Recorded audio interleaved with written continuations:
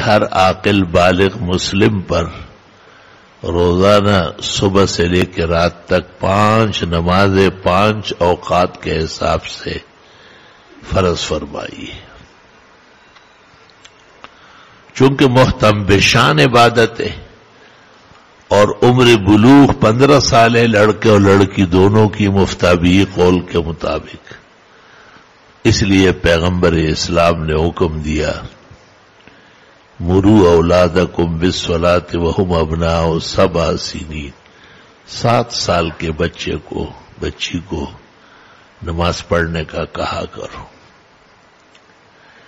وَاضْرِبُوهُمْ عَلَيْهَا وَهُمْ أَبْنَاءُ 10 سنین، اور ان کو تعذیب کرو جب نماز نہ پڑھتے ہو 10 سال کی عمر میں. ثُمَّ فَرِّقُوا مَضَاجِعَهُمْ، اور اس عمر میں ان کے بسترے بھی علیحدہ کر لو. یعنی 10 سال کی لڑکی کو باپ اپنے ساتھ نہیں سلا سکتے، حرام ناجائز. 10 سال کے لڑکے کے ساتھ ماں یا بالغ بہن نہیں سو سکتی، حرام ناجائز، گناہ کبیرہ.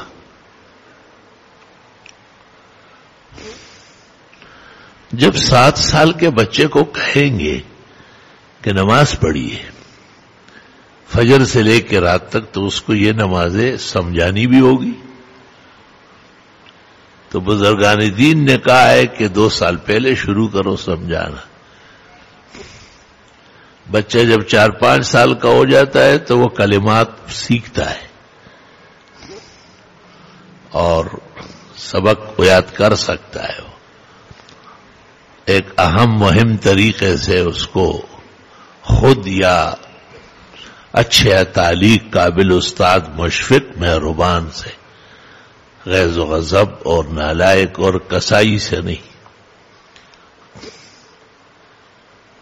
تاکہ وہ پیار محبت سے اسے کلمات سکھائے.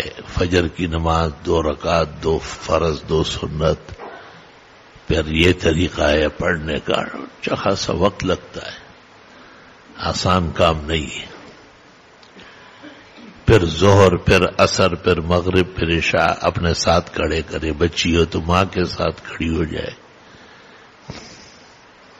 گھر پر نمازوں کے چرچے کرے اور فضول باتیں بیہودہ باتیں گھروں میں نہ کرے کہ بھئی نماز اتنا بڑی عبادت ہے، اللہ اس سے اتنا خوش ہوتا ہے. قرآن شریف میں 500 کے قریب آیات ہیں جن میں نماز کا ذکر ہے، اصالتاً یا کنایتاً یا اشارتاً. اللہ تعالیٰ نے پیغمبر کو آسمانوں پہ بلایا اور پھر ان کو نماز فرض 5 دے دیے. پہلے تو 50 تھی، پھر 5 ہو گئی. گزشتہ امتوں میں 2 وقت کی نماز فرض تھی، فجر اور عصر، اور اس لیے فجر اندھیرے میں ہے تو اس میں جہر ہے، اور عصر اظہار اور دن دہاڑے ہیں تو مسلمانوں کی کمزوری سے اس میں اخفاء ہے. حکمت اس طرح طے ہوئی تھی. لا الہ الا اللہ وحدہ لا شریک لہ. چونکہ اس امت کی 5 نمازیں ظہر سے شروع ہے، اس لیے اس کو ظہر کہتے ہیں. ظہر فیہا جبریل، اس میں جبریل آئے اور آپ کو کہا کہ آپ کو 2 دن دونوں نمازیں پڑھاتا ہوں. آج ظہر اول، پھر ظہر آخر، پھر عصر اول، پھر عصر آخر، مغرب عشاء فجر. باقاعدہ جبریل نے امامت کیا، آپ کو امامتی جبریل کیا. حدیث بخاری مسلم میں موجود ہے. ہر چیز صرف کہنے سے سیکھی جاتی ہے، لیکن عجیب بات ہے کہ نماز عملاً سیکھی جاتی ہے. اس واسطے نمازوں کے لیے مسجدیں بنی. زکوٰۃ جمع کرنے کی اسلام میں کوئی جگہ نہیں ہے، بلکہ اموال ظاہرہ تو مالک خود دے.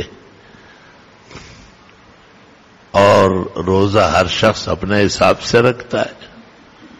حج زندگی میں 1 مرتبہ، وہ بھی کعبہ شریف جا کے بجا لاتا ہے.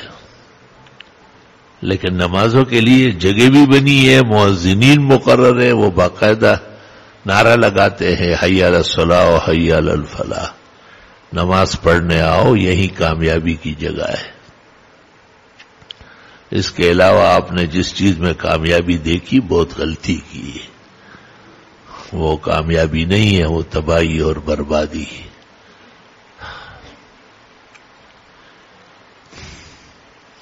نماز جتنی پختہ ہوگی اتنا ایمان مضبوط ہوگا۔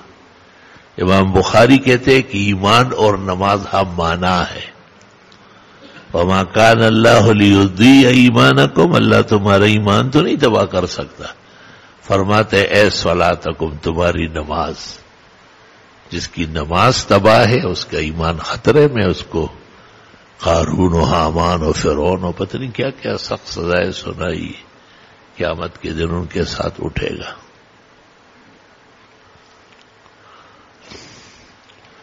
اور اخیر تک نماز ہے۔ پیغمبروں کے بارے میں کہتے ہیں وَجَعَلْنَاهُمْ أَئِمَّةً، ہم نے سب نبی اور رسولوں کو امام بنایا۔ ہمارے پیغمبر کو کہتے ہیں اذا كنت فيهم فأقمت لهم الصلاة، جب تک خود موجود ہو خود نماز پڑھایا کرے۔ اس سے پتہ چلتا ہے کہ اللہ کو کتنی پسند ہے نماز۔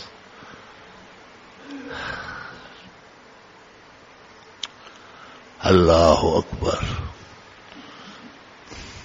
سفر میں بھی پڑھو، 4 فرض 2 ہو جائیں گے، سنت اختیاری ہو جائے گی۔ بیماری میں بھی پڑھو، بیٹھ کر اشارے سے قیام معاف ہو جائے گا۔ لیکن پڑھنی ہے، جب آپ نہیں پڑھ سکیں گے اور دم نکل جائے گا تو پھر مسلمانوں کو کہتے ہیں صلو علی اخیکم، بخاری میں ہے، آپ نے صحابہ کو کہا اپنے بھائی کا جنازے کی نماز پڑھ لو۔ گویا بغیر نماز کے زندگی نہیں ہے اسلام کی۔ زندگی کیا کہ آخرت نہیں، آخرت میں جا رہے ہیں، مردہ پڑا ہے، دنیا جمع ہو رہی ہے۔ اللہ، جس طرح نماز کے لیے تاکیدات ہے اور ایک مومن کا فریضہ ہے کہ وہ نماز پڑھے، تو ایک نماز تو نہیں ہے، اس کے لیے طہارت ہوگی، کپڑے صاف ہوں گے، جسم پاک ہوگا، جگہ پاک ہوگی، کچھ خرچہ بھی کرنا پڑے گا۔ کپڑے ناپاک ہے تو دھونے پڑیں گے، کپڑے جسم کو ننگا کرتے ہیں تو ڈھانکنا پڑے گا۔ عجیب بات ہے کہ نماز تمام عبادات کا جامع ہے، اس میں خرچ بھی ہو رہا ہے تاکہ زکوٰۃ دینے کی مشق کر لے، زکوٰۃ سے گھبرائے نہیں، چلائے نہیں۔ اور قبلے کی طرف نماز پڑھی جائے گی، قبلہ رخ ہوگا، سفرن حضرن صحتن مرضن، جہاں تک قدرت ہے اور فہم ہے، ممبر اور محراب ہے اور بتانے کا کوئی ذریعہ ہے تو قبلے کی طرف منہ کرنا پڑے گا۔ فقہاء کہتے ہیں اور محدثین کی قبلہ رخ ہونا فرض قطعی ہے، بغیر قبلہ معلوم کیے کسی نے پڑھی تو نماز نہیں ہوئی، دوبارہ پڑھی جائے گی۔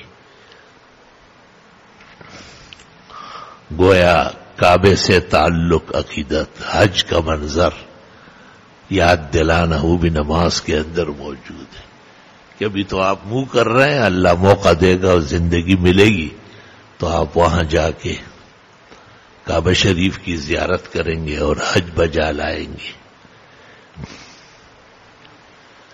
جیسے جیسے مومن مسلم ایمان میں قوی ہوتا ہے اس کے ذمہ داریاں بھی بڑھتی ہے۔ بھئی بال بچے ہوں گے تو ان کو بھی یہی سکھانا ہے، ان پر بھی خرچہ کرنا ہے۔